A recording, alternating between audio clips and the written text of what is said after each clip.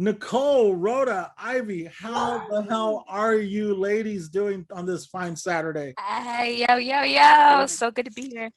Wax, vax, and ready to go. Let's go around the room. Nicole, want to introduce yourself? Hi, I'm Nicole Eichenberg. I'm a potato. Hi. Rhoda, how are you doing? Hey, what's up, everyone? I'm Rhoda Ramone, coming to you from Lodi, California. Yes. Oh, Lord. Stuck in Lodi again. 209. Boop, boop. Woo. And last but certainly not least, Ivy. Hi, Aivy Cordova here. I'm currently coming to you guys from Oakland, but I reside in lovely Hayward, California. Nice. Hayward. Love it. I am in North Sacramento, just outside of Del Paso Heights, just outside of Arden Arcade.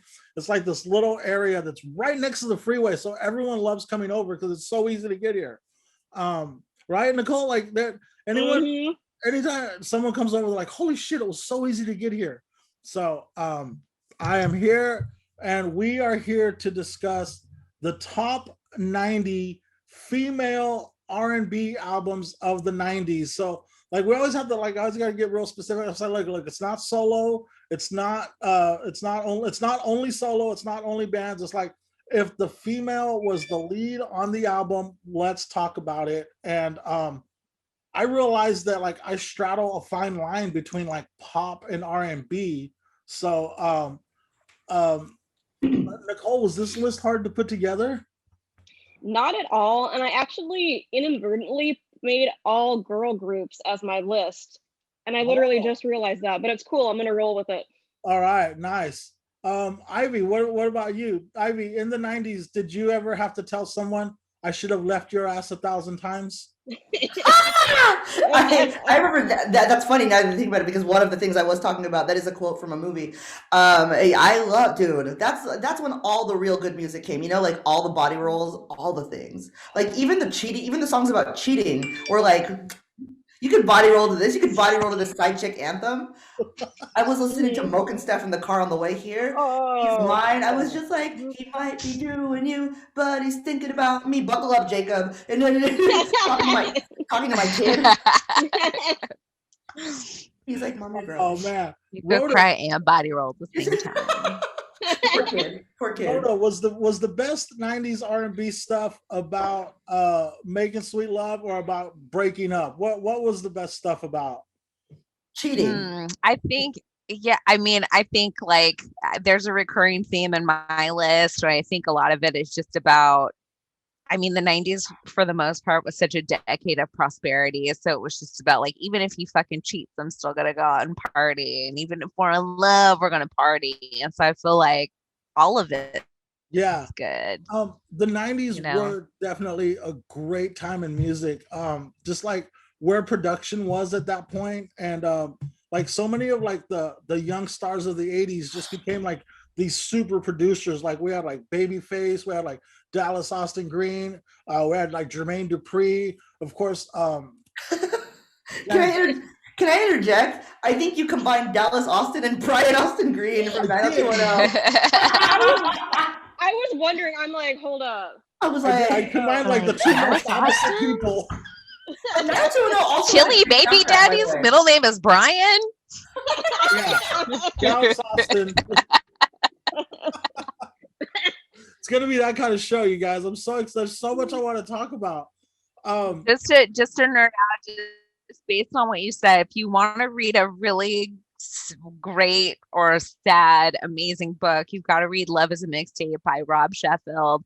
He goes on to make an argument. It's not about music in the 90s, but he goes on so much to make an argument about how he truly believes that music in the 90s is the greatest generation of music, and has a really good explanation why. The book is sad, but it's so good. I would highly recommend it. It's called Love is a Mixtape. He's a writer for Rolling Stone magazine. Did Rob Sheffield also write Talking to Girls About Duran Duran? Was that his book? Yeah, that was his follow-up book to Love is a Mixtape. Yeah. Rob Sheffield is great. Him and like Anthony DeCurtis, great Rolling Stone writers who also just write about the times that this music was created. So yeah, the 90s were true great. Music lovers. Yeah, I worked at a record. I worked at a Warehouse Records, was kind of like Tower Records, But I know that. I worked at a warehouse record from 92 to 99. And just like the music that we got, like I wasn't an R&B guy when I started working there. I wasn't a jazz guy when I started working there. And by the time I left, I was like, so like, I don't know, that was kind of like college for me, was that time frame. So Yeah. all right, man. Let's jump right into it, man. So what we're gonna do is we're gonna go in order. We're gonna go our number 5, 4, 3, 2, 1. We're also gonna visit the Facebook post and see what some of the people were writing in and saying what their top 5s were. I'm not gonna mention them if they were whack. But a couple of people had really great lists, so we'll mention those lists. So are you guys ready to go? Let's do this. All right, let's go ahead. So you guys are like, cool. This is the way I'm looking at it. So I'm going at the top. We're gonna start with you, Nicole. What is your number 5? My number 5 is From the Bottom Up by Brownstone. Oh, yes. Yes, and Nice. my anthem for so much, even of my adult life, is If You Love Me. That song has been remixed like a ton of times. Like it still holds up. It has that like angsty, unrequited love feel. It's still my anthem. I love it to death. Nice. Brownstone. God, I can still picture that album cover. Mhm. Such a great album. All right, Nicole's number 5 is Brownstone, From the Bottom Up. Ivy, what is your number 5? My number 5 has got to be TLC. Ooh, on the TLC tip. Ooh. That was an awesome. That was probably one of the best albums that I listened to, because I spent part of middle school in San Diego, right? So I've grown up primarily in Bay Area, but we lived in San Diego for 1 year for my father's job. And in middle school in San Diego, and they also have this in high school, it's a whole thing. It's something called air bands. And so air bands is basically people lip syncing and doing dance choreography routines to songs. And one of the songs that somebody did, two different groups of people did Hat to the Back. And that was like, girls sing like this? They rap this? They're singing and rapping? Like, it was really awesome. And it was 6th grade, so like 11 years old. So that was probably like one of the first times I ever got interested in music that my parents weren't playing. So that was like really the tape that started it all for me. And I said a tape because that's what I had. Yeah, I think you touched on something right there that's so important in like anyone's musical evolution, is when you first break from your parents' music and discover something that you call your own. Exactly. Yeah, I've always said that's what your definition of rock and roll is. Like the first time that you play something that your parents are like, what is this garbage? They're like, it's mine, is what it is. Yeah, exactly. That's a perfect way of putting it. Because before that, all I was listening to was Huey Lewis. Like that's totally different. I was like, oh, there's rhythm. Oh shit, okay. Oh man. So that's TLC's debut, right? Mm-hmm. Yeah. You know what? I listened to it the other day. Because I was like, TLC like could arguably have 3 albums in this, Yeah. And I opted to go in a different direction. Okay. TLC, ooh, on the TLC tip. Rhoda, what is at the tip of your list? Number 5. Okay, so I gotta do a disclaimer. My number 5 was so impossible for me to determine because it was between Aaliyah's 2 albums and What's the 411 by Mary J. Blige, and I could not make a decision, so I had to take the poll to the gram. And the gram determined that my number 5 is going to be Aaliyah's 1 in a Million. So it came out in 1996. We talked about producers. This was produced by Misdemeanor Elliott. We got Timberland up in there. And I do think that this is a really good album because I think her debut album, Age Ain't Nothing But a Number, really kind of like exploded. So much of that album was fire when I was listening to it. It's a great album. I think 1 in a Million is so much more about her trying to find her own image. We all know what happened with R. Kelly. And so I think that it was her really trying to find herself as an artist. And she hits all the good notes we were talking about, like 1 in a Million, such a great track. If Your Girl Only Knew, 4-Page Letter. So you've got all this like teen angst going on. You've got Falling in Love for the first time going on. And I think that she was just really trying to break away from like, the side part with the hair in her eye and the glasses all the time and just really coming out and trying to explore like her own image and her own thing. The only caveat to that is that her estate currently has all rights, and so it's almost impossible to stream it online. So I would say that's one downside, that the new generation of people trying to look into Aaliyah and see who she is are at a disadvantage until her estate decides to go ahead and release that music onto streaming platforms. But if you are able to find it, the album is fire. It's a beautiful record, and it's my number 5. Yeah, it's great. I was looking for it online too the other day, because Aaliyah is one of those artists that like she was just taken from us way too soon, and you hit on some really big points there. Of like, I like last night I couldn't help but think, well, like, wonder what Aaliyah's 3rd and 4th album would have sounded like when she fully was in, because like that first album she had probably little input, and like how you said, the second album was more of her voice, but what would it have been like when she was in complete control and was able to just come with her own ideas? We'll never know.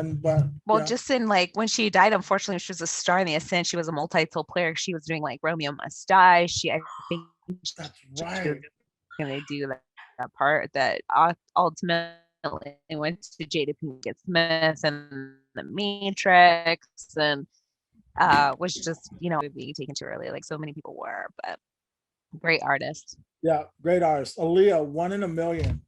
Damn, we've already hit some really super artists just in the start off. Okay, so my number 5, man, like I said, I used to work at a record store, and like the radio DJs would come in, because like one of the girls I was working with was dating one of them, and like they would come in and like just pick up albums and like drop off stuff to us. And one day my friend Cynthia, her boyfriend, came in, and he was a DJ, and he was like, oh shit, I almost forgot, does anybody want to go see Tony Braxton tonight? And I was like, are you kidding me? And he's like, oh, here, so you want to go? And he gave me 2 tickets, and Tony Braxton was opening up for Frankie Beverly and Maze, and second row at the Universal Amphitheater. And it was like right as before I forget, Tony Braxton's debut album is my number 5. And it was right when like that album had been out for maybe about 5 or 6 months. So it was like Tony Braxton still like out to prove herself. And like thinking about like what her mindset must have been like her album is starting to take off, and she's doing a show in Los Angeles, California. Like, she's going to bring it, and she did. And I was so blown away that night. So my number 5 is Tony Braxton's, I don't know, what is the debut album called? It is called, it's just Tony Braxton Self-Titled. Yeah. So Tony Braxton Self-Titled is my number 5. And I love, I think 7 Whole Nights is my favorite track on that album. Yeah, 7 Whole Days is, but it's got some bangers. Another Sad Love Song, of course, Breathe Again. And Tony Braxton. Nicole, Nicole, what do you have at number 4? Okay, so this is kind of a weird situation. I put Off the Hook by Escape as my number 4. I needed to have something with Candy on there, because Candy is such an amazing singer, such an amazing songwriter. She's written for TLC, Destiny's Child, Pink. I mean, she won Masked Singer like last year or the year before. Amazing, amazing artist. That was an amazing album. Like, it was smooth like butter. Just love that girl to death and everything she does. So it's Escape, right? Escape? Escape. Yeah, hell yeah. What was the name of the album? Escape, baby. Off the Hook. I love how nice was like everything was like off the hook, off the chain. Something, yeah. Yeah, and I knew to spell it with the X. It's the X Escape. Yeah. Escape, baby. Escape. All right. Ivy, what do you have at number 4? That's so funny that you brought up Escape, because mine was also Escape, but my album is the Coming at Ya. I think that was the one before it. I think that was their debut, because again, this is something that came out when I was in middle school. We had just come back from the year that we spent in San Diego, and everybody was talking about kick off your shoes and relax your feet. I was like, bruh, I mean, 7th grade is hard. Like, I wanted to talk to you too. It was really fantastic. It's like, you know what they're saying, but you're not 100% sure you know what they're saying. Exactly. Right? I'm just like, I didn't know. Like, I was just like, you know what? I think I'm going to sit down and relax and not think about homework for a change. And it was crazy because all of my older cousins, they were always the ones that were listening to this stuff while, we were driving around in the car. They were taking us to practice and things like that. And I was just like, yeah, I do want to relax. Just kicking, just Yeah. How'd you like San Diego? Were you old enough to like really enjoy San Diego, or? I think in retrospect, I'm like, this is an awesome place to raise kids. I mean, I'm glad that I came back to Hayward because that's where my friends were. But for context, I went to middle school in Rancho Penasquitos, which is like North San Diego, super bougie neighborhood. We lived on the poor side, and I was the only Filipino kid in my class whose father was not in the military. Like, I would have people coming up to me like, "Do you guys live on base?" I was like, "The base of what? Like a hill? Like, is there?" I didn't know, but it was. I didn't really appreciate it much when I was there, aside from the beaches, because you're 6th grade, like you're 11 years old, you don't want to get ripped away from your friends, or you're like, fuck my parents, or excuse me, but yeah, like it was really, it was, when I think about it now in retrospect, I'm just like, it was a nice experience to have because it was very very like what you imagine middle schools to be on TV. There's actual buses that aren't just for field trips, and there's like Pop Warner football and air bands and things that we don't have up here. So it's an experience. Yeah. I love San Diego, and it's like if I could like just relocate to anywhere I could, I think San Diego is very high on that list. I love San Diego, so I'm always curious to see if, like, is it just me who likes San Diego? I think everybody likes San Diego. Yeah, I think I like it more as an adult than I did as a kid. All right. Okay, Rhoda, what do you have at number 4? Well, I know that anybody that knows me at all knows that I've got to have a Destiny's Child album on here because Beyonce is my queen. So for number 4, I have 1999's Writings on the Wall by This was before the big drama with them kicking out 2 of their members and getting 2 more members and kicking out one of those. My reflection on this album is it's very 90s. I would not say that it's timeless. It's I remember reading something from Dave Holmes, who used to host TRL, and was just talking about how Destiny, there was nothing particularly special about them when they came out because you had Escape, you had Black, you had, what was it, like 702, and but there was always something about Beyonce. There was always something about their undeniable factor that she was a star. And I think that's relevant when you listen to stuff like Bills, Bugaboo. The bangers on the track are 100% bangers. It's got a lot of hits on that album. So, Say My Name is still huge. You saw when she's singing in Homecoming, just how everyone fucking exploded about it. And I think that they were like on the cusp of really, because their next album was gonna be like when it kind of all came together. And so I think that's why I chose that as my number 4. Yeah, I think I really do think you touched on something there that about what Dave Holmes said, that it wasn't like we kind of took Destiny Child for granted, like because there was so much great R&B at that time, and we're just like, oh, another great R&B act. But I think like what really helped us see like how great Destiny's Child was at their prime, at the height, was a couple of years ago when she reunited Destiny's Child for that brief moment at Coachella. Do you remember that? I remember Coachella, and I also remember when she reunited them at the Super Bowl. Yeah. Yeah. I mean, people remember that? You really watch, like, everyone makes fun of Michelle, but I think that she actually has had a lot of success in gospel music. But when you look at like Kelly is like, she's still crazy hot. She's always been talented, and I think her only thing was that she didn't have the same kind of guidance that Beyonce had. It's kind of like a Justin Timberlake, JC Chazé kind of thing. We're just like really talented, but always compared on her own amazing talent. But unfortunately, she's always paired with Beyonce, who is just, I mean, everybody knows how I feel about Beyonce. She's just everything. She's the wind beneath my wings. And so, in retrospect, you see that I love it. It's still a great album. Destiny's Child. I was wondering if you were gonna sneak a Destiny's Child in there. Oh, everybody knew I was going to. Come on. Maybe they didn't think it was going to be at number 4. They probably thought I was going to do it at number 1, but Right. everybody knew. I made that assumption myself. Yeah. Please.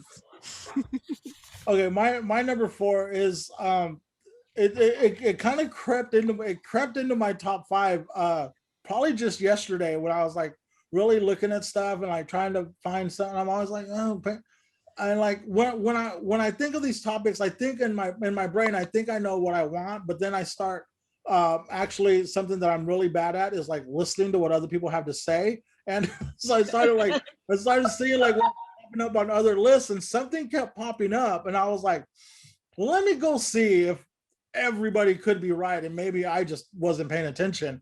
And dude, the Waiting to Exhale soundtrack is fucking phenomenal. And I wanted to find a way to sneak some Whitney Houston on here. I definitely wanted the Bodyguard soundtrack to only have Whitney Houston songs. Oh, man. Yeah.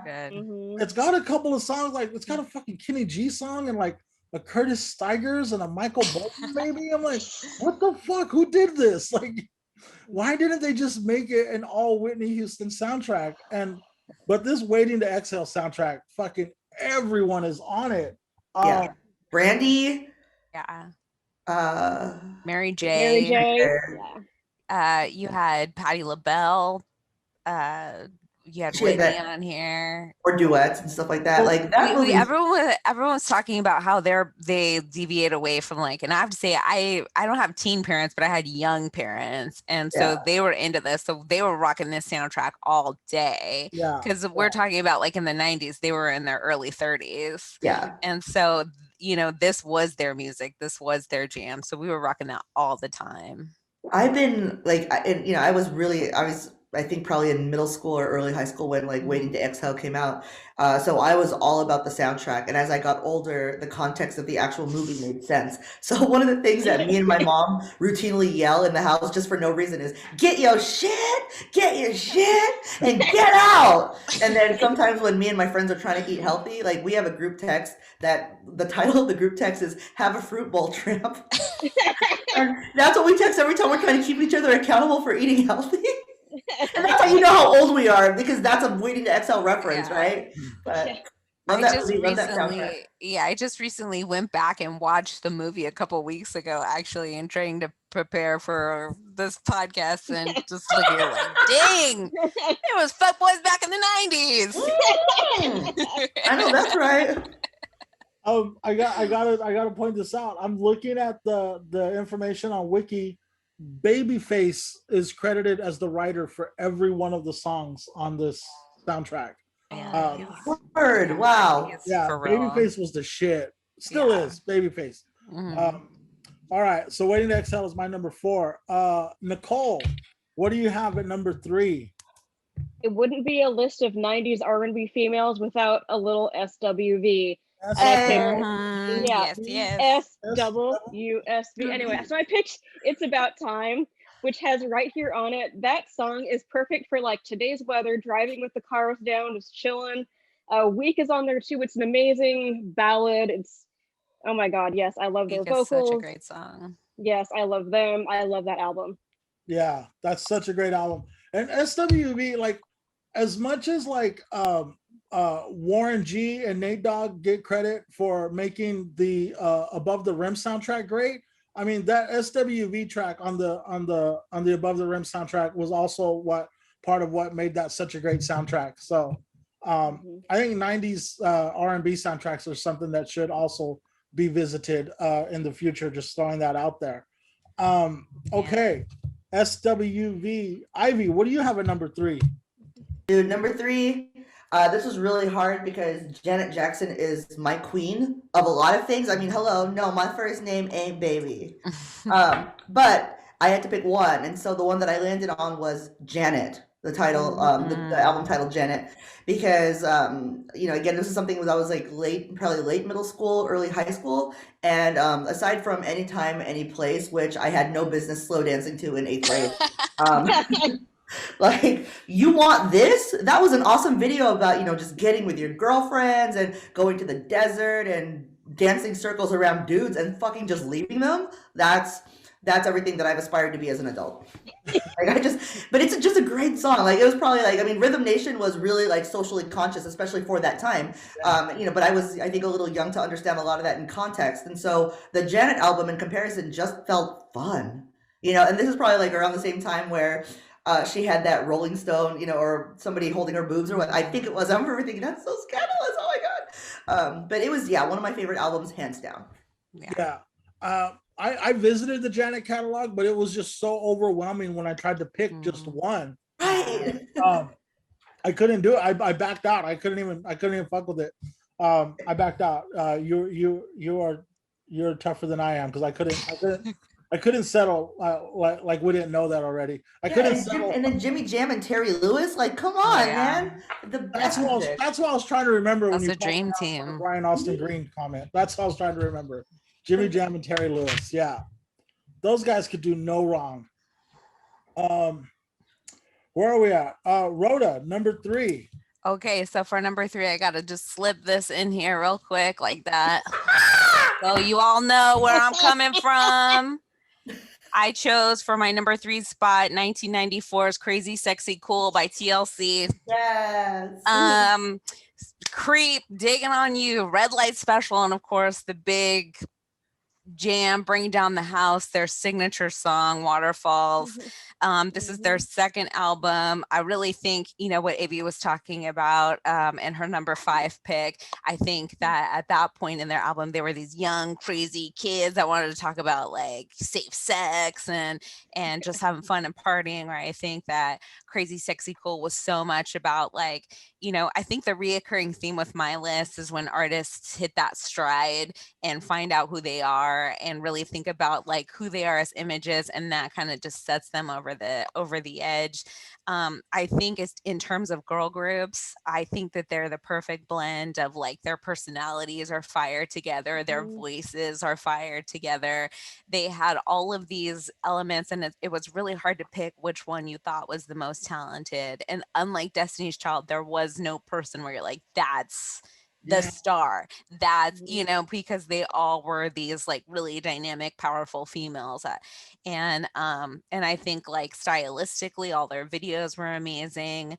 And, we all know the drama that came behind that. Left Eye burnt her boyfriend's house down. They went bankrupt. Pebbles fucked him over, etc. And so I think, and going back and listening, I do see like how much influence I see now on a lot of the female artists that I really like with that album. You have Beyonce's If I Was Your Girlfriend, that references to that album are in there all the time. And going back and really listening to the album, I realized that from start to finish, it's just fire. Yeah. The TLC on the Crazy Sexy Cool was one of those albums where like when I worked at the record store, like there was like the rocker guy, there was like the metal girl, there was like the pop person, there was like the jazz person. But like Crazy Sexy Cool was one of the records that like everybody agreed on. They're like, oh, let's play that. All right, let's play that. And it was just such a fun way to spend 53 minutes listening to that record. I love it. Starts off, is it Fife at the very beginning doing like the little rap intro? I think so. Have a crush on Dawn from In Vogue. Yes, I mean, it's such a great record. I can't think of, that's crazy because I'm my number 3 is also TLC Crazy Sexy Cool. We have the same number 3, Rhoda. All right.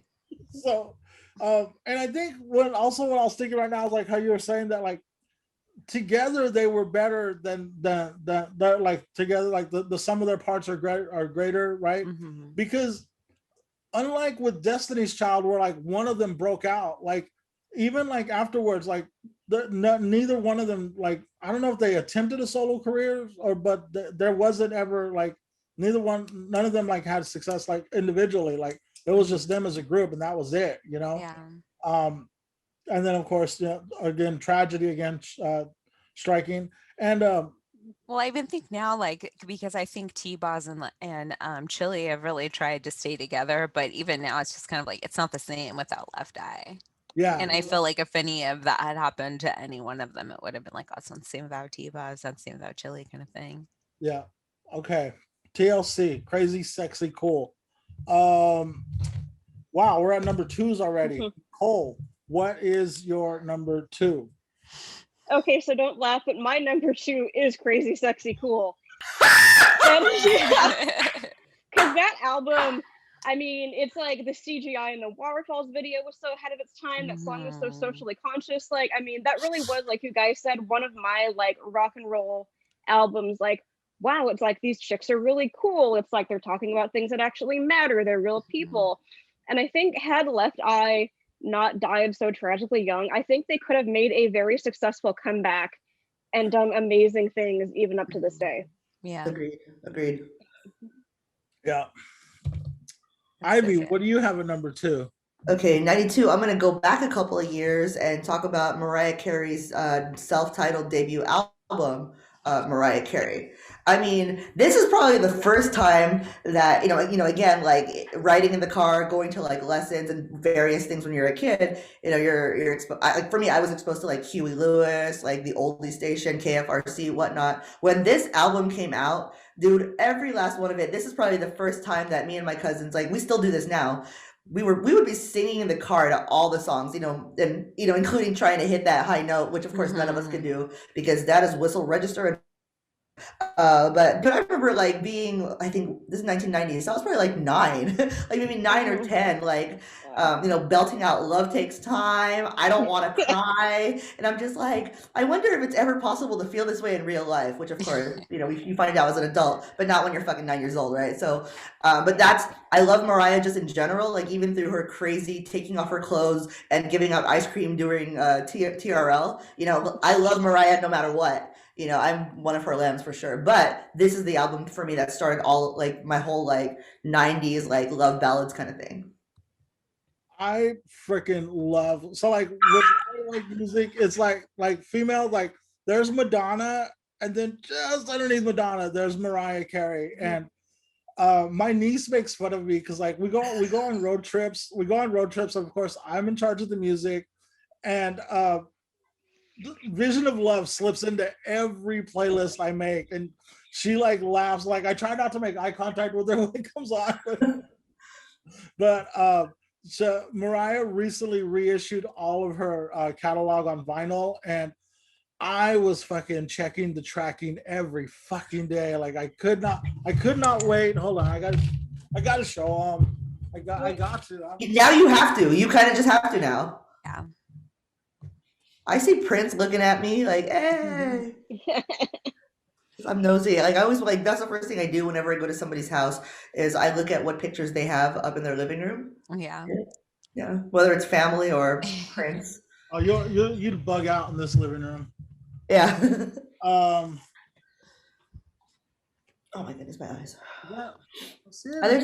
Oh, duh. It's like it's backwards. There it is. Ah, yes. Aw. That's my girl. Look at that on colored vinyl. Oh, it's so good. But check this one out. Was that expensive? That's crazy. No, it's not. That's good. That's good. No, it's not. No, I'm cheap. I'm frugal. Frugal. That's a better way of putting it. And then this one. Oh, MTV Unplugged. They got to bring that back. But check this out. There is nothing like the acoustic versions of songs. Oh man, that's beautiful. Oh, I gorgeous. gotta get on that. Look, I like to think she's smiling at me right there. She's like, She can't be. She can't. Like, who's that guy in the front row fucking singing every single word louder than me? But yeah. and the reason I didn't put Mariah on my list is like I kind of thought it was just me being selfish and wanting to include all my friends in the list. So I was like, all right, I'm gonna back up because I'll eventually do a podcast only about Mariah, and I already know who one of my guests will be. Ivy, you will be with me. Mariah Carey, self-titled. Thank you so much for giving me a chance to talk about Mariah. Yeah, and then remember like how great the Unplugged was when it came out with the fuck. I And always think of like Mariah Carey and Nirvana are the two unplugs that I think Yes, are like they the gotta ones bring that that. I think of the most. Gotta bring that yeah, back. definitely. And I think Yeah. that's Rhoda. I kind of want to do a top 5 MTV Unplugs. Nice. Yeah. Well, you already know the first two. Yeah. All right. Rhoda, what is your number 2? Okay, well, I got to keep the Mariah Carey train rolling because I wrote a whole thing about it. So we're going to keep talking about MC.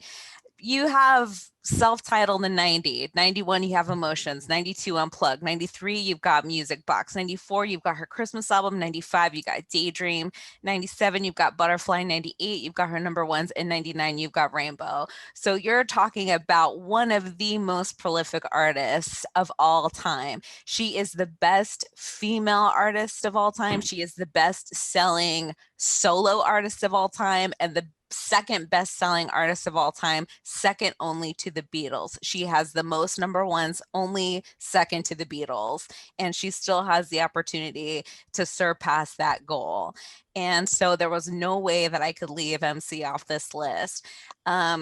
Like I said, I have young parents. The self-titled album and Emotions from 91 were always on our airwaves. We're always playing those. But for me, I could have been a fuckboy and just said 1998's number one albums. But what I decided to do was I went with 1997's Honey or Butterfly. Yes. That is such a fucking, we're talking so much in my list about the evolution of an artist, and especially after reading her memoir, you realize that Butterfly is the album that means so much as you're talking about Butterfly, because she likes, you know, she's always choosing like really cheesy album titles, like Arm Bracelet and stuff like that. But I think Butterfly is kind of her symbol, but it's also so much about like her coming out of her cocoon, because you realize that her image and her music choices were so heavily controlled by Tommy Mottola when they were married. And when you read her book, you realize that there's just how unhappy she was. And so I think that in 97, when she came out with that album, it was about her embracing her sexuality, her having control over her life and her image again. You know, I think of that video where she looks like a Bond girl in the nude swimsuit and the Honey video, and she's dancing around semen, which oddly enough just was a realization to me a couple of weeks ago. I didn't understand the context of that song.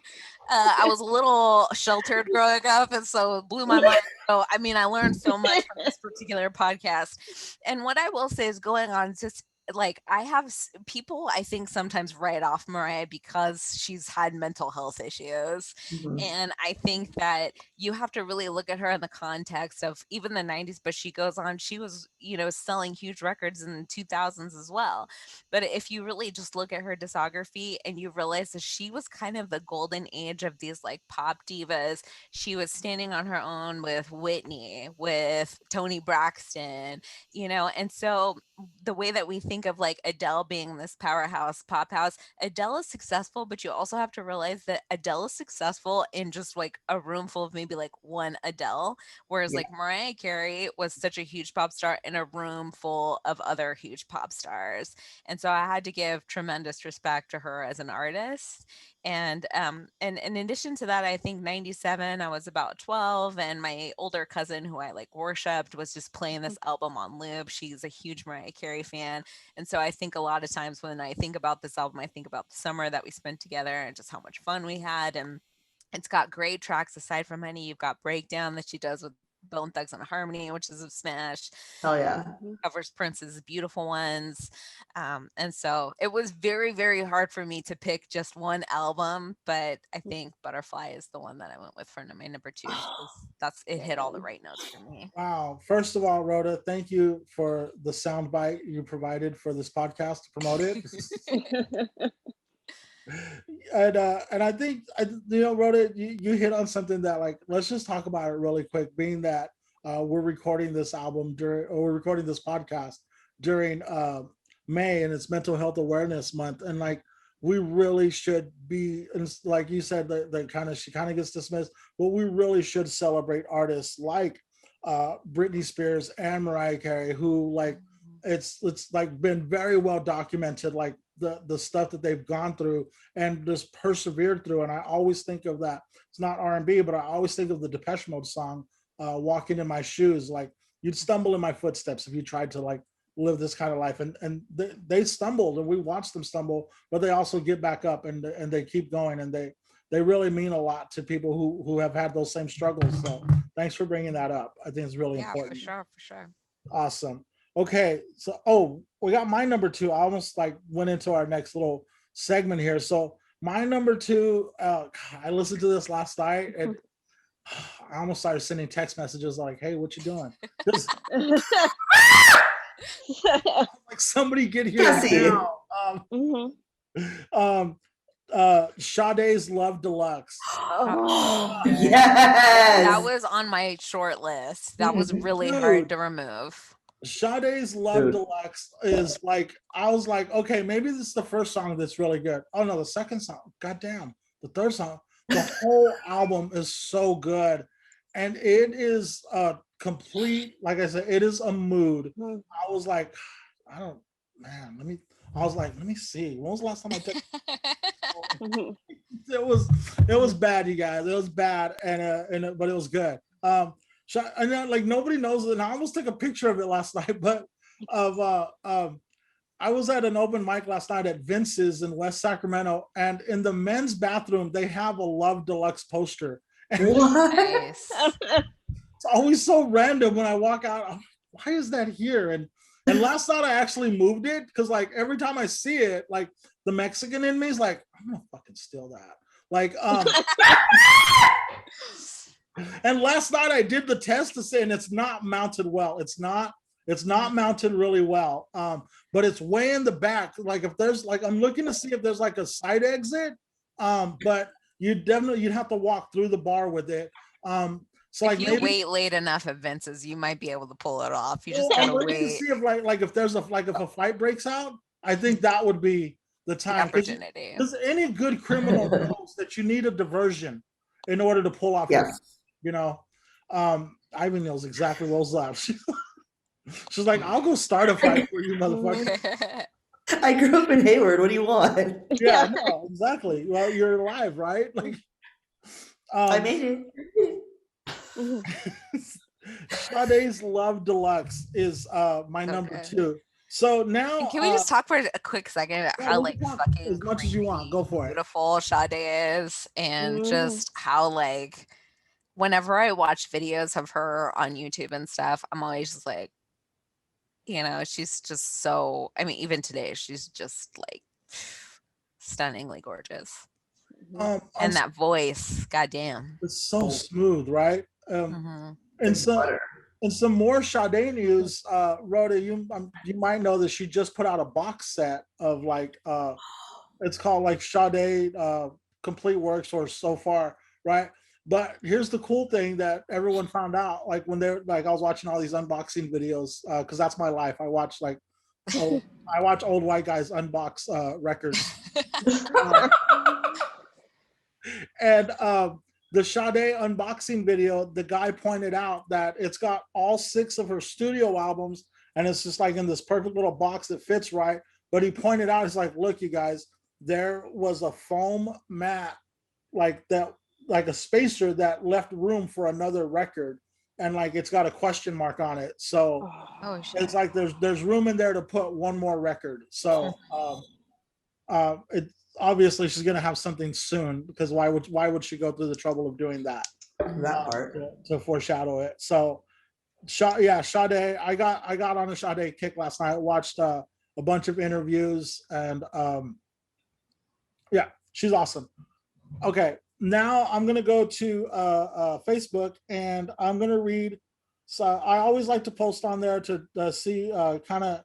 Well, really to like hopefully like help me compile my list, because sometimes I'm like at a blank, and I'll put it out to Facebook and I'll see.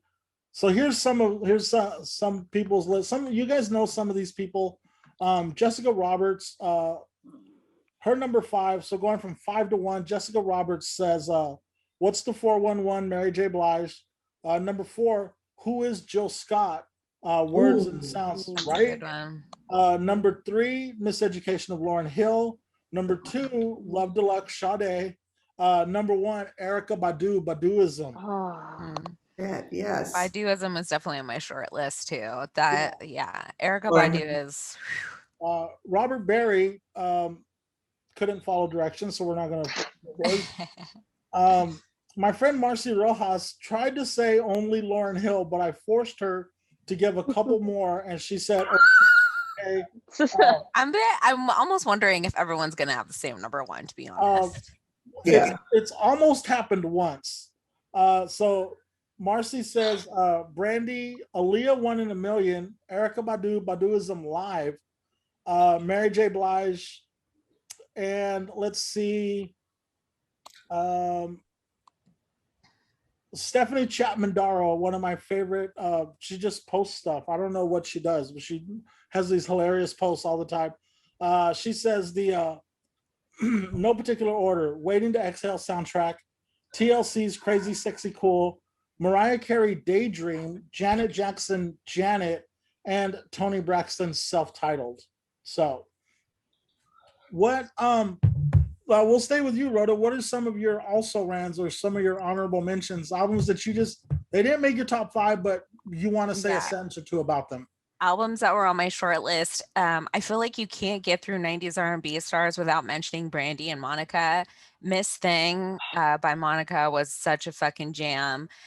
Brandy had 2 albums that were really hard to remove from my list. They were Never Say Never, as well as I think it's just her self-titled album, because those were teenagers at the time when I was a teenager. So they were singing about a lot of stuff that I found relevant to my life. And then, of course, you couldn't go anywhere without hearing The Boy Is Mine.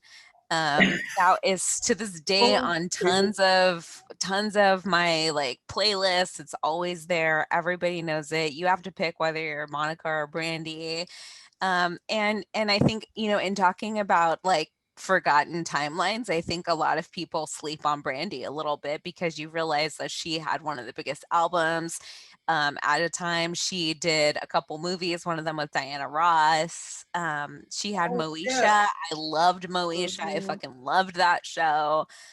So those were Mary J. Blige is like, What's the 411? Real Love is such an amazing song. I'm going down the cover she does of that Rose Royce album is amazing. Rose Royce song is amazing. But I feel like if it was it Family Affair where it's No More Drama, I feel like that was like her diamond, but that came out in the early 2000s. I always loved Janet Jackson, but as far as artists, I really tried to stick with the artists that really resonated to me and had a story behind each album to me. And so those were definitely my honorable mentions. Awesome. Nicole, what are some of your honorable mentions? One I'm going to throw in there, speaking of The Boy Is Mine, is Monica's debut album, because she really does have an amazing voice, and people kind of forget about her sometimes too. Another one I am going to throw in there is Faith Evans. She did some really amazing work. Yes. Yeah, just her voice is still amazing. Like, she did work with Whitney Houston on one of Whitney's final albums. Amazing stuff that kind of gets lost because there were so many great R&B artists at the time. All right. Ivy, do you have some also rants? I do. I have 2, right? I have En Vogue, Funky Divas. Because that was on mine too. Again, more female empowerment, like free your mind. Like, that was crazy for me to hear. Like, that doesn't mean that I'm a prostitute. Like, hearing that in 6th grade, I was like, I'm not allowed to be angry like that. I love that. Neither am I. Oh my God, they're speaking to me. And just, like that, like just their whole, like, bad bitch persona, and also them being on, they had a cameo. Okay, I don't know if I'm aging myself. I feel like I'm the oldest person in this room. So I'm going to be 40 on next Saturday. So that's my demographic, right? And so do you guys remember that show In Living Color? Yes. Yeah, of course.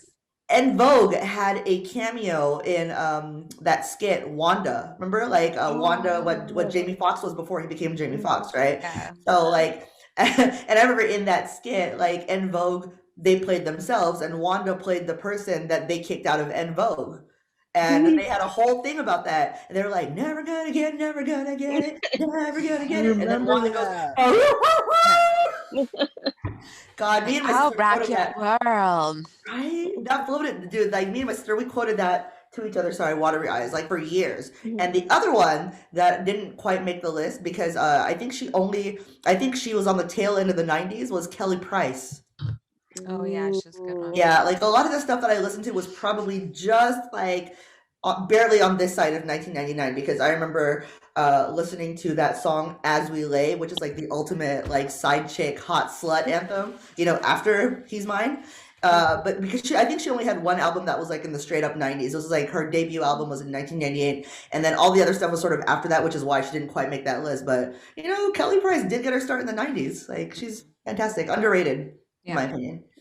I think I have three also rans. One is like when I first thought of this list, I was hoping that this album came out in 1990, and I didn't want to check. I didn't want to check it, so I started compiling my list. I realized it did not come out in 1990. It came out in 1988, and that is Karen White's self-titled album. It's got like Superwoman. I love that song. Superwoman. I'm not that kind of girl. You can tell me that everything's okay. Yes. Jesse, I had to. I love that record. It's so good from top to bottom. It's such a great record. It's got some early New Jack. It's got like an early New Jack swing vibe to it. Very very similar to TLC's debut album, which I kind of felt like TLC's debut was more New Jack than R&B. But I was like, if all three of the TLC albums end up on this list, I was fine with it. I also had just because like I fucking love Whitney Houston so much. Her Your Love album, is it called Your Love? But it's the album that starts off with "This is the heartbreak."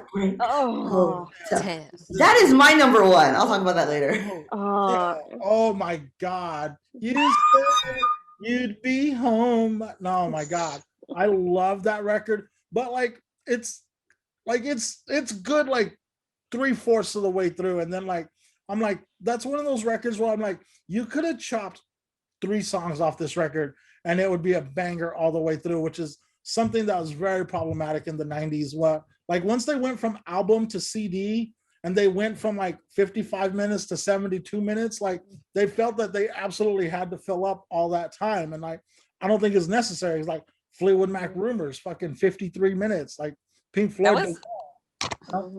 Go for it, Rhoda. That was actually a note that I made. Lots of filler. Yeah, in yeah, 90s like the albums, skits, right? Yeah. The skits weren't like, sometimes when I go back and I listen to these records, like I'm like, especially like when I listen to them like on iTunes, I'm like, fuck, I wish I could cut out this 2-minute skit. Unless it's the Mad Rapper or the Mad Producer. Those guys are right.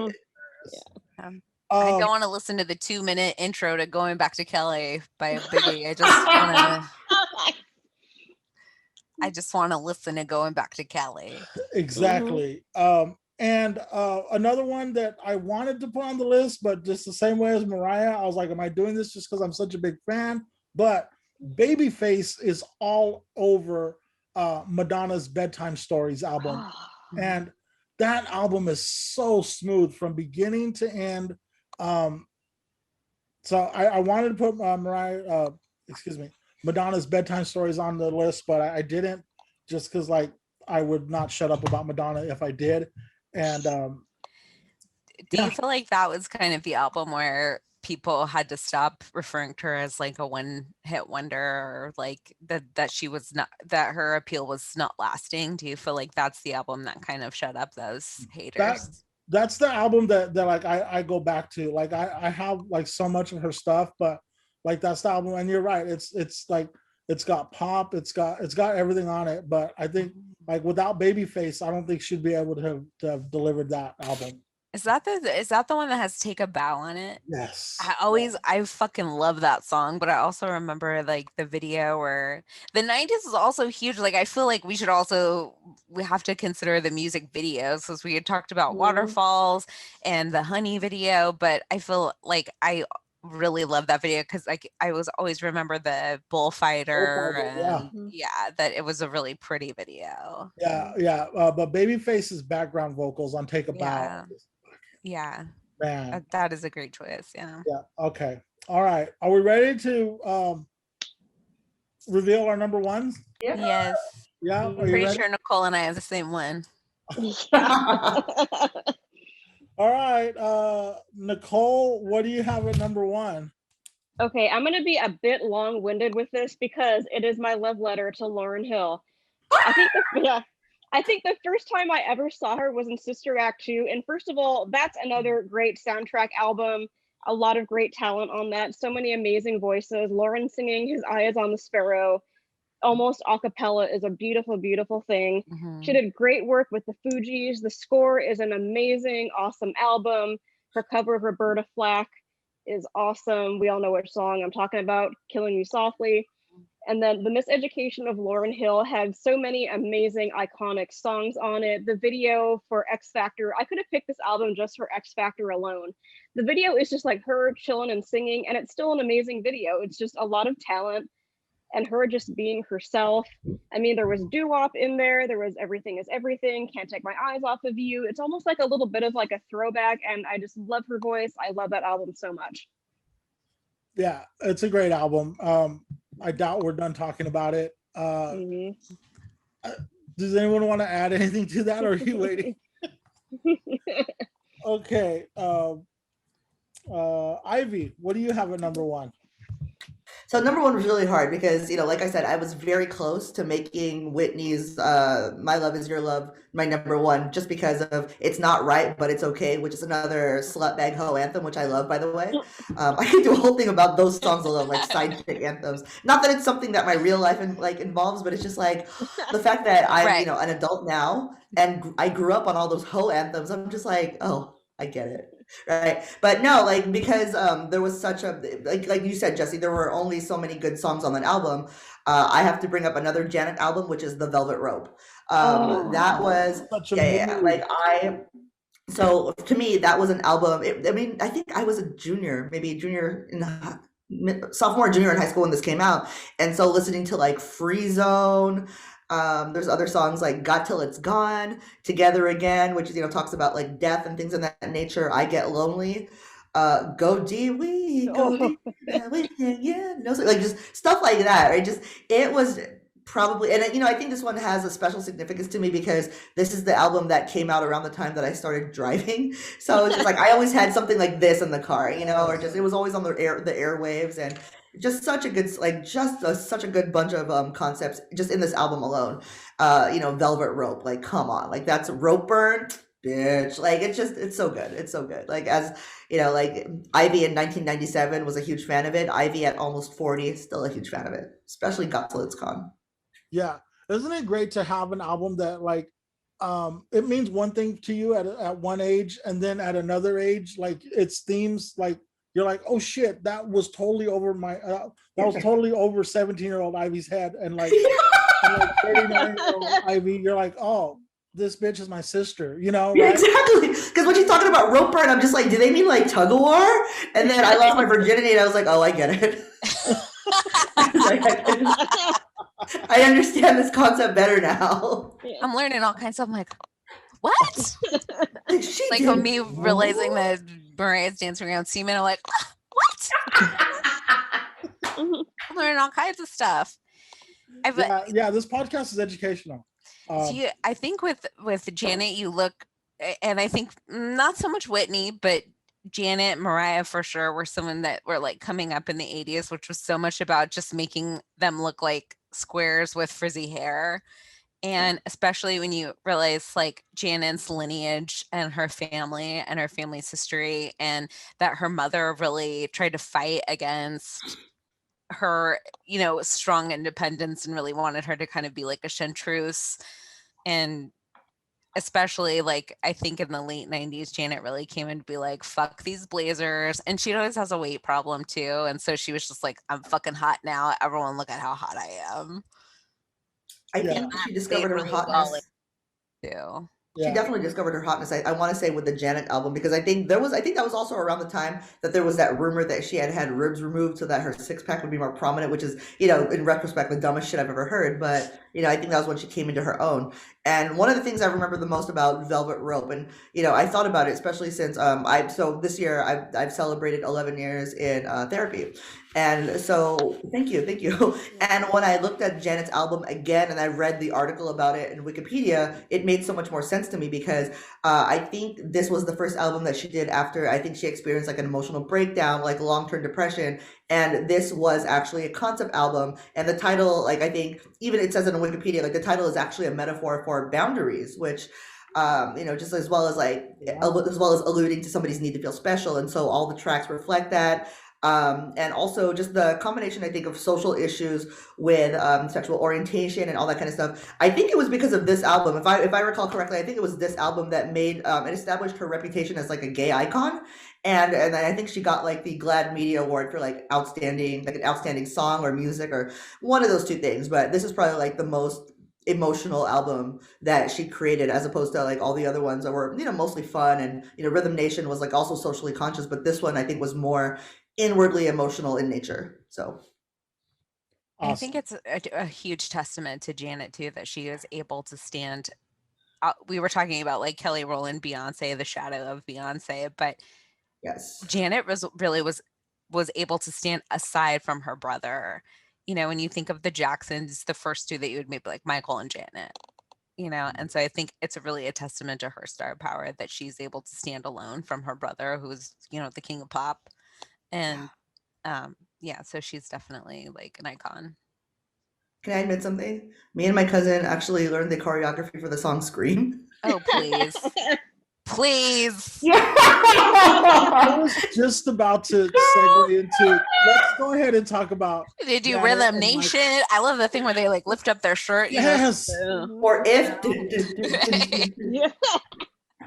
Yeah, shit like that. Well, I was just about to segue into like, let's just talk for a minute or two, I don't care, about what it was like waiting for that Scream video to come out. And like, I guess like Ivy and I might be the only ones to remember like it like debuting, and I'm old enough to remember, like I remember like reading the Rolling Stone article, like it was on Michael Jackson's greatest hits, and there was finally going to be a song with Michael and Janet together. And then the video debuted, and about a minute and a half into the video, we finally get what we've been waiting for, is Michael and Janet dancing side by side. And it did not disappoint. It is so good. Amazing. Yeah. I remember watching the countdown to VH1. You know, they did the little documentary before they released the video. I remember watching that. And oh, you do? Oh, yeah. Awesome. Yeah. There's some good stuff. Okay, where are we at? Are we Rhoda? You're number one? Rhoda, okay. What is your number one? I think it's no surprise that my number one is also Miseducation of Lauryn Hill. This album was dropped on my 13th birthday, August 25th, 1998. So I was super enthused about it. And just, I think the late 90s was very much a time of like me coming online as a person, trying to figure out what I liked on my own and what I wanted to aspire to and to be. But you know, in the same way that I was talking about some of the albums on the list are very 90s, this one is classic. This came out in 1998, but I still see its lasting impact. And I think that it's a number one album on two of our lists, maybe three, we shall see. That it's really kind of her only album that she releases by herself, but it is that huge. And the downside of it, I would say the things that I don't like about it are the sketches, you know, and we had talked about a lot of sketches in the 90s. There were a lot of them on Crazy Sexy Cool too.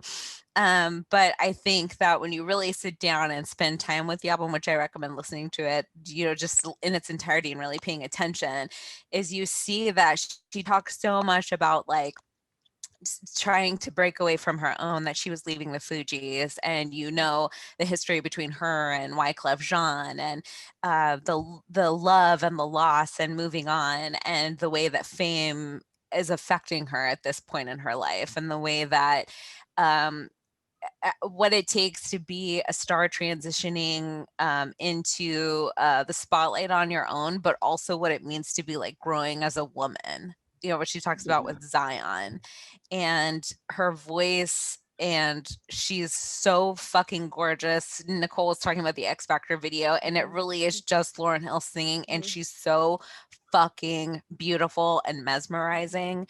And if we want to talk, and you know, doo-wop is just like the banger forever. Everybody knows all the words to it. And if we're talking about lasting impact and the fact that it's a timeless album that we all know won a shit ton of Grammys, and I think the legend behind that it kind of was in some ways her swan song, because she became the myth, like of a J.D. Salinger kind of character moving forward after that. So it's, you give us this one beautiful, amazing gift, and then we're always waiting for the next one, and I'm pretty sure it's never going to come.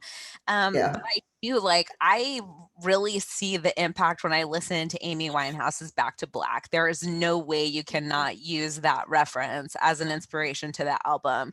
Beyonce sang X Factor when I went to her On the Run tour, and was just such a beautiful, amazing song. And I think that Lauryn Hill herself is such an inspiration to so many iconic artists that we love today. And so I just think that it's so hard to that was just not a difficult number one for me at all. Yeah, that was awesome. Shout out Amy Winehouse. She's up there. Hell yeah. Wow. There she is. Shout out Amy Winehouse. Did you write this shit out? Oh. You know I love music. You know I'm crazy about it. I know. That's why I dig you so much, man. Real quick side note, I posted on Facebook and I asked it, were you Team Monica or Team Brandy? And Dana Bryant came with, I'm Team both, where they dump that clear loser, go to brunch, and become BFFs. So just talk about where they dump Mekhi Phifer. That's lovely. We should talk about 90s boyfriends sometime. I didn't have any. So like a fuckboy podcast? Like a 90s fuckboy podcast? I mean, I'll moderate it for you guys. Mekhi Phifer will be on there. You got Tyson Beckford from the Unbreak My Heart video. On the motorcycle? Oh, yeah. Oh, my. Or Love Would Never Do Without You, Antonio Sabato Jr. And was that Tyson on Love Would Never Do Without You, too? Or... Oh, that's a good question. I'm going to Google it right now. I just remember Antonio. Who was the guy in that Love Will Do Without You video? Let's see. Oh, they only talk about that dude that was married to Kimora Lee for like a minute. Devon Hewson.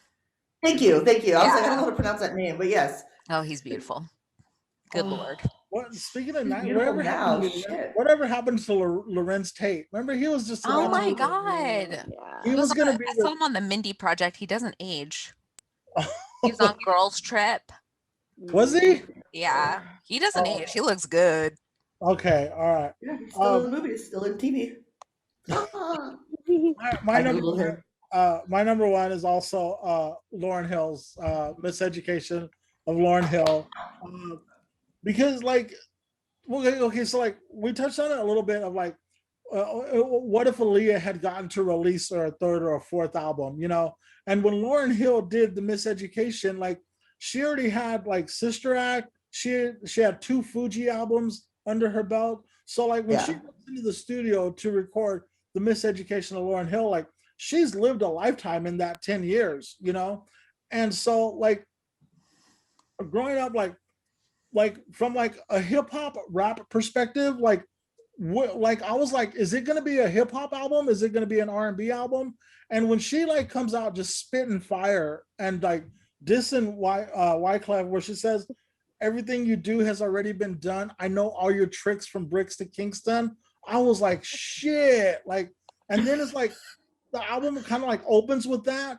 And then just like, she's like, okay, now that I've aired my dirty laundry and put him out to dry, let me just fucking drop this fire R&B album and just show like that I was the talent of the Fugees, right? Well, they were all talented, but she really was the star. I like to brag about cool things that I've done, but I'm going to tell you guys one of the stupidest things I've ever done, okay? Sit down, relax, listen to this. We traded Lauryn Hill tickets for Marilyn Manson tickets. And Are you high? just left. What, Nicole's so disappointed she bounced. Look what you did, Jesse. what the fuck? She's so disappointed in you, she doesn't want to be here. What happened? I don't know. She's like, goodbye. She's like, you're fired. I'm negating this entire show right now. Okay, wait, she's coming back. Wait, she's gonna give me a second chance. Oh my god, this thing. Nicole. There she is. She's back. Were you so upset you left? I tried to do it as a joke, but accidentally shut it all the way, and I got locked out. But anyway, that was to show my very, very high level of disappointment right there. Jesse, if it makes you feel better, one of my biggest regrets was there was this San Francisco pizza joint that used to be a nightclub called Pop Scene on Thursdays. I don't know if it's still around anymore, but I blew off my friends and flaked on Amy Winehouse. Oh, what the And that would have been like real close to her. Damn. So you're not alone in stupid choices. Okay. I did see the Fugees on the Smoking Grooves tour, and it was like Cypress Hill, Ziggy Marley, Damn. Fugees, Tribe Called Quest, and I think Erykah Badu. So Erykah, like the 90s is real fuzzy. I know I saw Erykah Badu, but I get confused if it was at a Lilith festival or at that Smoking Grooves tour. But that show was amazing. Nas came out and did If I Ruled the World with Lauryn. And but I did get to see the Fugees at peak Fugidom. So I really thought Lauryn Hill was going to be around touring forever.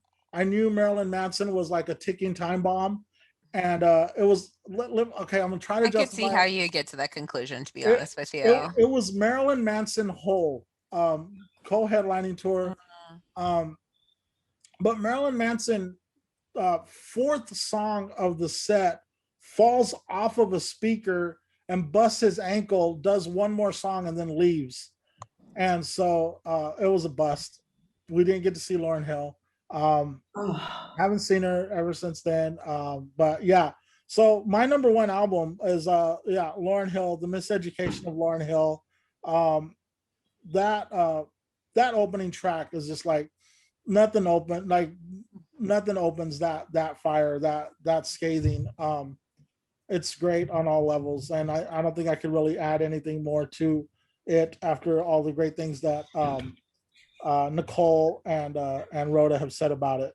So, okay, guys, gals, now we're going to agree on what the top 5 are, and I'm just gonna let me give me a second here to look at this list and take down some quick notes. Where'd my pen go? Okay, so my pen is right here. Hold on one second. You can talk amongst yourselves if you'd like, but I think that okay, so Crazy Sexy Cool got mentioned a couple of times. Yep. And of course, Lauryn Hill got mentioned a couple of times. Did anything else get mentioned a couple of times? Mariah got mentioned. Definitely on there, but she's different. The album is differing. Maybe pop. So let's talk. We'll talk about that. And Janet got mentioned a couple times, but it also was different albums. Yeah. And okay, so if we do this, okay, so we have 2 for sure. Do we want to say, I'm going to say, oh, what about the Waiting to Exhale soundtrack? Did that only get mentioned once? We did talk about it a lot, though. We did. I would be fine with putting that on the list. Yeah. I think a lot of people in the Facebook post also mentioned it. Yeah. Ivy, how did it not end up on your list when you brought it up to begin with? Because somebody else said it. I didn't realize we could talk about multiple albums from different points of view. Like I was just like, okay, somebody mentioned it. I'm gonna write. I had a bunch of backups. I guess I misunderstood too because I had a bunch of backups in case somebody mentioned the one that I was gonna talk about. Okay, all right. But yeah, Waiting to Exhale definitely Emily is one of them. So for Okay. sure. All right. Okay. It's getting not as hard. I think it covers a lot of the ladies that we love from the 90s on it too. It really does. Totally. It does. Do we want to? Okay, so we have, if we go TLC, Lauryn Hill, Waiting to Exhale, then it seems that we could slip in our favorite Mariah and our favorite Janet Jackson. Mhm. But then we're not going to, then not making the list would be groups like Brownstone, Escape, SWV, oh fuck, Tony Braxton, Sade, Destiny's Child, Aaliyah. How do you guys feel about a top 5 list without Aaliyah or without Tony Braxton? I mean, if I'm being honest, I feel like I'd be okay with that. Okay. But I also have a hard time believing that it's possible. I also have a hard time believing it's possible to do a top 5 list and not include Escape. Or SWV, really. Like, it's hard. Do we want to put, okay, if we're gonna say, if we're putting Mariah in, do we want to put Mariah's self-titled? Are we cool with that? I think her debut album is good because it was Yeah. just like, who's this person? Who's this voice? What the fuck? It really was, right? Especially when she hit that high note in Vision of Love. Mhm. Oh, Yeah. Okay. Someday. Like, just, I feel like that screaming goat every time we all try to do it. And you know that we all do it in the car, okay? Like, anybody that says they don't try to hit Mariah's whistle register when they're singing by themselves in the car on the way back from the laundromat or what have you. I point too when I do it, like, someday. Like that goat. Yeah. What my Janet God. Jackson record do we want to represent Janet Jackson? I would vote for Janet. Janet? 93 Janet. Oh yeah, okay. Over Velvet Rope. Ivy seems really attached to Velvet Rope. I love Velvet Rope, but I think I like Velvet Rope for like emotional reasons that spoke to me and my future love of BDSM that I hadn't figured out when I was still in high school. Okay. So, but I feel like call me. I feel like the Janet album is the one that embodies like the spirit of the 90s to me. You know, Okay. because like, again, it's like being with your girlfriends, having a good time, abandoning dudes in the desert, like just fun stuff, you know. That's the Way Love Goes is also like a banger supreme. Like that song is so good. Have you ever heard it covered by NSYNC? I was gonna bring that up. That was such a sexy version. The video is sexy too. They just emulated her video, but she was, yeah. And she's really pretty. What if then we did what if the list went top number 5, Mariah Carey's self-titled, number 4, Janet Jackson self-titled, number 3, Waiting to Exhale, number 2, TLC, number 1, Lauryn Hill. I would be fine with that. You're fine with that? And we got some also rounds of like Escape. Who else did you say? Oh, SWV are also rounds. All right. That wasn't so bad to settle on the top 5. Mariah Carey's self-titled, Janet's self-titled, Waiting to Exhale. That's got really represents everybody that kind of got left off the list.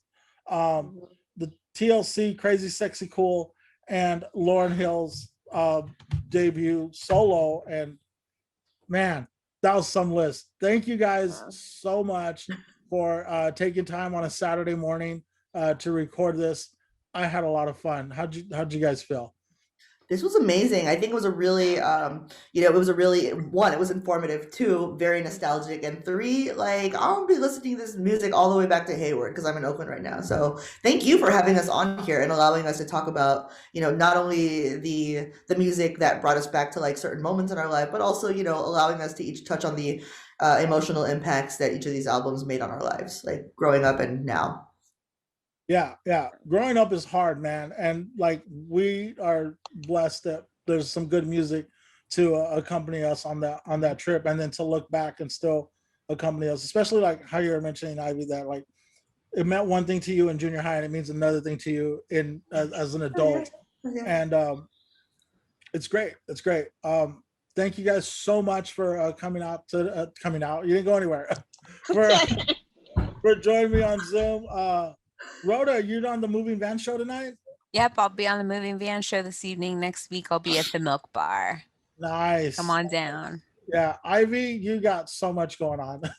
Yeah. Just you know, if you guys aren't on my Instagram, please follow me on Instagram. I put all my dates there. Tonight's going to be one of those rare nights where I'm not doing a damn thing and it feels awesome. But you know, I think the biggest thing I want to plug is that I am back at Cobb's on June 6th for the Talking After Sets show. So it's gonna be really fun. It's gonna be really, really fun. If you guys are in the Bay Area, please come say hi. Talking After Sets with Austin Carr. It is such a fun show, and it's kind of like this because like you do your set and then you just like every comic just hangs out after their set. They just sit out, and it's a lot of fun. So exciting. Yeah. Okay. Nicole, we'll see you around. How's Willie coming back? Willie Listen? Yeah, we're doing Willie Listen live again from Stab. I'm co-hosting that. I'm co-hosting Dr. Dunning and Mr. Kruger. We're looking for a set time now. That's about it for comedy. Doing some other art and writing stuff. How about you, Jesse? I just got I got a message yesterday from Brian Krall asking us if telenovela is ready to jump back on stage, and we're super excited about that. I finally I started going to open mics again. I thought I wanted to stop doing comedy, but I was just really depressed.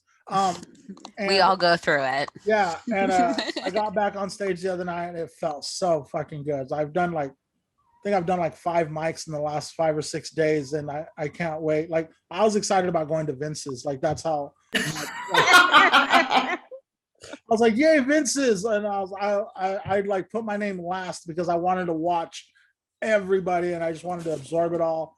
I booked a show. Nothing's permanent yet, but I think I booked a show for mid-June, and I got a show booked for July.